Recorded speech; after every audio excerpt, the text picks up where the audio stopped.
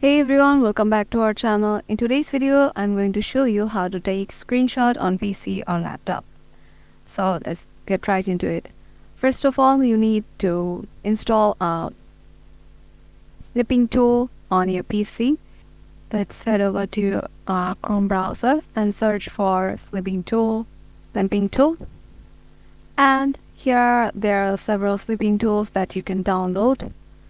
And I have downloaded one that is free snipping tool, and if I open it, double click on it, it leads me to this plus icon that allows me to take a screenshot, a photo, and yeah, that's it.